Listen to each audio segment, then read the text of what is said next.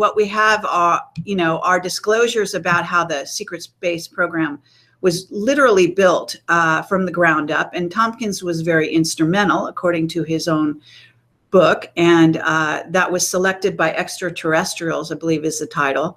And he's talking about, going to the moon, planning for the moon, building technology with the help of the Nordics, etc. And Project Camelot was told years ago that indeed we did go to the moon, but it was with help, quote unquote. And that what Kubrick was all part of was covering up, first of all, what they didn't want you to see on the moon. And second of all, sort of a backup plan so that of what they would show the public. So do you want to wrap that into your own sort of analysis of all the Kubrick stuff and give me your take on it? Well, yeah, it's actually that's to me the most fascinating part of Stanley Kubrick's oeuvre is that he was secretly fascinated with the Nazis, and he was secretly fascinated with Nazi technology, and he was also hanging in the early 60s after he'd finished Dr. Strangelove, late 63, 64, 65. He was hanging with Arthur C. Clarke, who was helping German scientists, coming from Germany to work for NASA. And he was instrumental in supporting a lot of these scientists. And he had literally would have, parties or gatherings at his apartment in London. And Werner von Braun would be there, and all these bigwigs, in the space program that were German. And then there would be Stanley Kubrick, who's, maybe 32, maybe 33 years old, married to a German, an upper crust German woman, the Harlans, whose brother, Christiana Kubrick's brother, was Leni Riefenstahl's cameraman. Leni Riefenstahl was Hitler's favorite filmmaker. Right. So, I mean, this thing it's much deeper than we can ever imagine. And I think that Kubrick was completely aware of the German involvement in the flying saucer programs that were starting to come in White Sands and also the alien contact that was going on at the time. And so we have Tompkins, who confirms that in the 50s, he was designing spaceships that were miles long.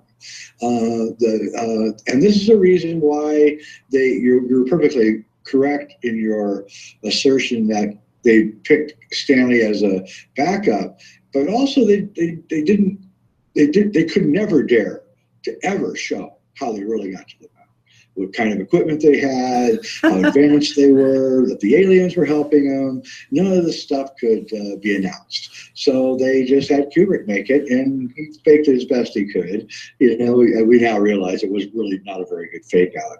And I'll be proving that even more in Kubrick's Odyssey 3.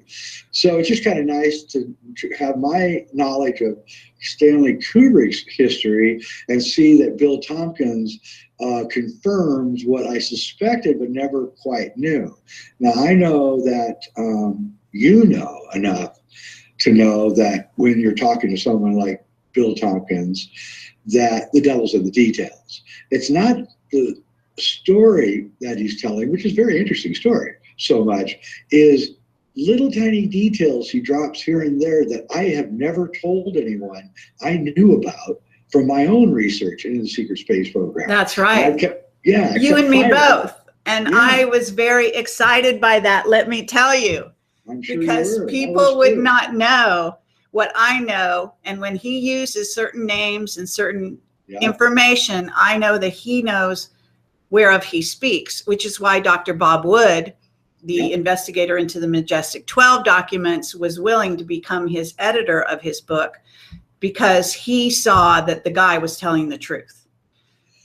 That's right. And that's what got me involved with Bill. I had several conversations on the phone with him before I interviewed him, and because I wasn't sure. 94-year-old, maybe he's senile, but he's not. Trust me, he's as sharp as a tack. In fact, if I'm that sharp at 94, I think he's sharper than I am, actually. Okay, now I had an investigator look online, and he thinks that Bill Tompkins is in his 80s. So there's some discrepancy in terms of the story as to how old he really is.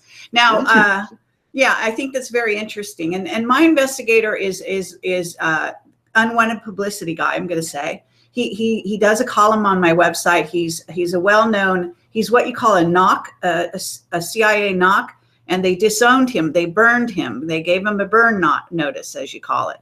And he went on a job. He came back to this country, and he no longer was a U.S. citizen because he had to give up his citizenship as part of his job. And suddenly they disowned him, et cetera, et cetera. He has no health benefits. He lives in a trailer on the streets, et cetera, et cetera. But still a brilliant guy, kept his BlackBerry and types everything into his BlackBerry and does regular columns. So he is a guy who won't quit. Finance is his area of expertise, not the secret space program. But he's always into investigating things, and he volunteered to investigate this stuff. And for some reason, he thinks Tompkins is actually younger. But that's kind of like a technicality. It doesn't really matter. If the guy says he's 94, he probably is 94. He looks 94. Yeah? Yeah, he does. All right. Bob Wood is, 83? Yeah, Bob Wood is 83. And he definitely looks a lot younger than Tompkins. All right, fair enough. So anything can happen in this world. Yeah, and there even could be some extenuating circumstances there having to do with the Nordic contact that Bill Tompkins did have. So given that contact and given what was going on with Kubrick, have you read William Tompkins' books? Sorry to put you on the spot here. Yeah, no, I have. I'm very familiar with this entire story. Excellent. Spent about 20 hours interviewing. Really? Yeah. Oh, okay, because I was not aware of that. Wonderful. Then I'm actually talking to the resident expert aside from Tompkins, right, on his stuff. That's a long time to spend interviewing somebody. Yeah.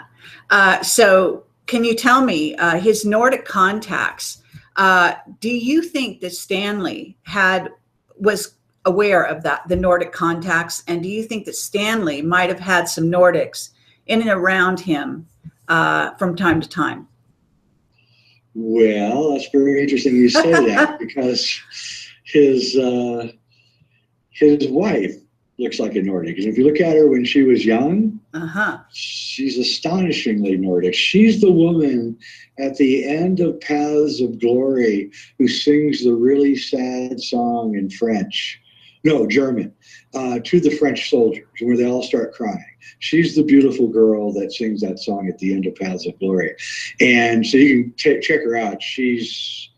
The whole family, the Harlans, all have this kind of elfin kind of look to them. And I don't know, I've often wondered how odd it was that a Jewish guy from New York would become, friends with these people that supported the Nazis and then marry into the family. And I forget the guy's book, the guy that co-wrote Eyes Wide Shut with Stanley, he wrote a book, A Trash Job, after Stanley died. And he keeps saying in the book that he thinks, Frederick Raphael, he thinks that Stanley's an anti-Semite, which I thought was really interesting because I never heard that before. And Raphael's Jewish too, by the way. But I think that Stanley did not side with the Germans, but I do think he admired their technical expertise because he was kind of a techie geek guy. And so I think that's what he was attracted to. But I also think that I know he knew more. And if you take Tompkins' work and you realize that it's probably true, then Kubrick may very well have had contacts ongoing.